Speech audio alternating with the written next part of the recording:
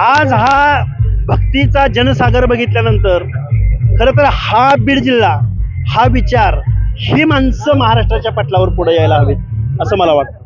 आज धनंजय मुंडे देखील या सप्ताहाला उपस्थित आहेत. त्यांच्या स्वागताची देखील ध्येय तयारी करण्यात आली आहे. कुठेतरी जाणीवपूर्वक टार्गेट करण्याचं काम केलं गेलं होतं मागच्या काळात. निश्चित टार्गेट केलं होतं असंच म्हणेन मी, कारण बीड जिल्हा बदनाम करण्याचं काम, बीड जिल्ह्याची तुलना बिहार बरोबर केली गेली. बीड जिल्ह्याची तुलना, बीड म्हणजे गुन्हेगारी असं जे एक समीकरण आहे, त्याला लाखो लोकांनी आपल्या उपस्थितीमधनं, आपल्या आचरणामधनं टाकून दिलेलं आहे.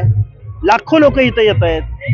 त्यामुळं कृपया महाराष्ट्रामधल्या बीड जिल्ह्याची बदनामी थांबवा आणि हे पण रूप एकदा बीड जिल्ह्याचं महाराष्ट्राला कळू द्या. धनुभाऊंचं स्वागत केलं जातंय. विशेषतः एकीकडे या सगळ्या गोष्टी होत असताना धनुभाऊंना आजपर्यंत कुठल्याही सार्वजनिक कार्यक्रमात आले नव्हते. आज मोठं भव्य दिवस स्वागत देखील केलं जाणार आहे. ही जनभावना आहे, ही समजून घेतली पाहिजे. समूह भावना, जनभावना ही या महाराष्ट्राला सुद्धा कळली पाहिजे. मात्र हे करण्याचं काम कोण करतं? इथं प्रत्येक गोष्ट राजकीय भावनेतनं, प्रत्येक गोष्ट जातीय भावनेतनं, ज्यांनी जातीयवाद केला त्याच लोकांनी या बीड जिल्ह्याची दुर्दैवाने बदनामी केलेली आहे. काय सांगणं असेल बदनामी करणार? बीड जिल्ह्याचं भक्तिमय स्वरूप कळू द्या महाराष्ट्राला, एवढीच माझी विनंती.